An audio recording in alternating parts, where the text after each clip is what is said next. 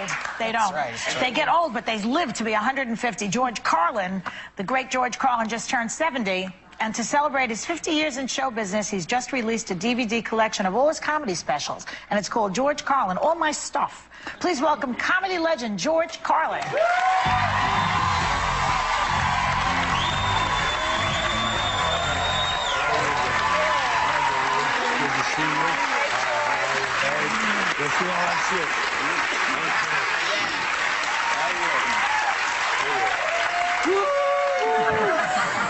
Can't do it. Don't have the falsetto anymore. You used to be able to sing some nice high tenor in the hallways. Like that guy, how did he do it? Whoa! He went, whoa! Yeah. So, can't get the falsetto. That's all right. So, George, before we talk about how old you're getting, yeah, sure. How does it feel to be 70 in the business? Does it feel any different? No, it really doesn't. It doesn't. No. You know that time has passed, and you know you're getting better at what you do. You're supposed to. Anything you do, you better get better at it. Yeah. You better stop doing it. That's right. And so, you know what George Burns said? He said there are 5 stages of life: childhood, adulthood, middle age, old age, and you look great. And that's where I'm at now. The people, they say, hey, you look great. You know, you say, okay. But you're still funny. I mean, funny never goes away unless you get a dementia or something. No, right. And maybe even funnier. That's right.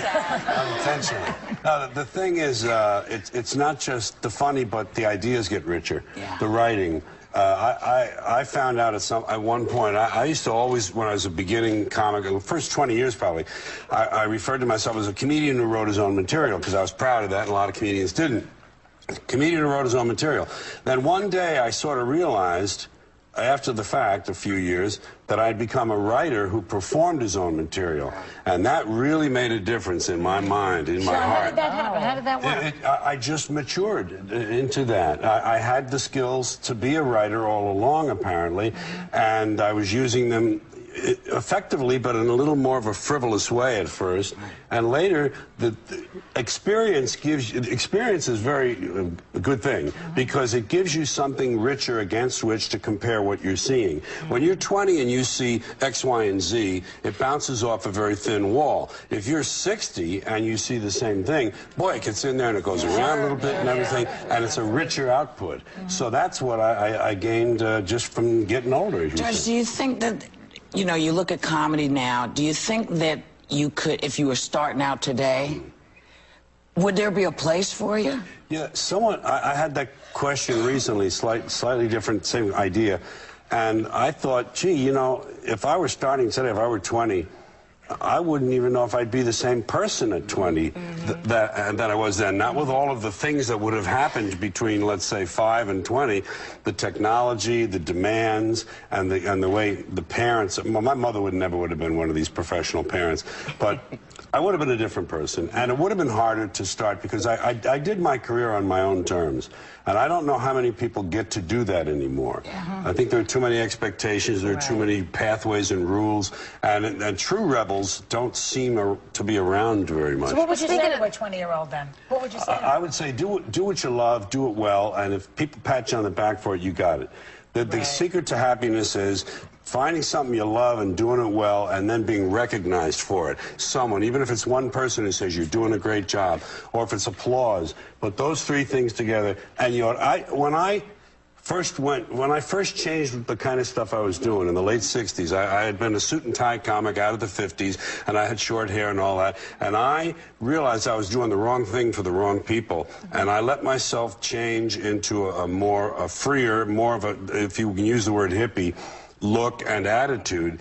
And I realized that I said to my wife at that time when I changed, I said, you know, even if I only filled coffee houses 3 days a week for the rest of my life, I'd be happy doing that. And when you let go of goals and stuff, I mean the attachment to goals, that's when things come to you. You should have an aim point, but not a thing like that. Right. You know?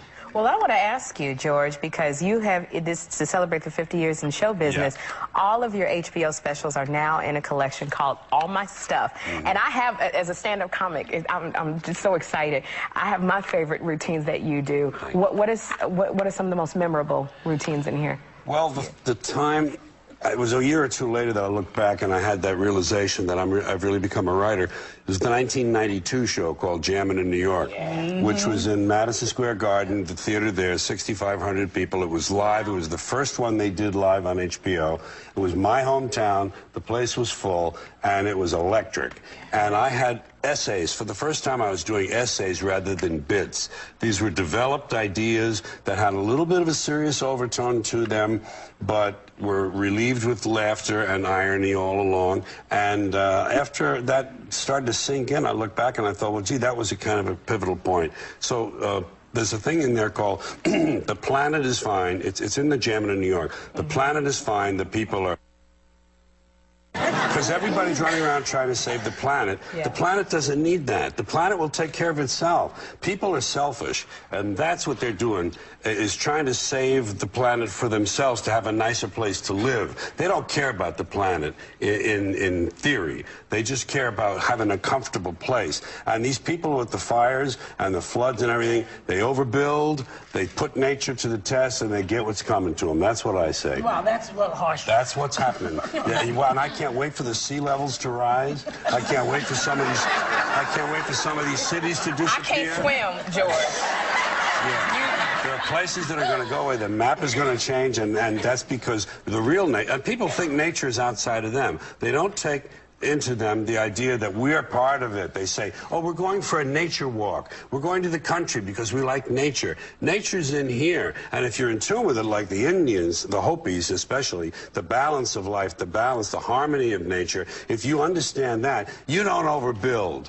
You don't do all this moron stuff. There are too many people. What about the polluters? Let's go after them. The polluters, the corporations, they pollute. It's a symphony. Everybody's in the band. You know, it's not just one. It's not just one group.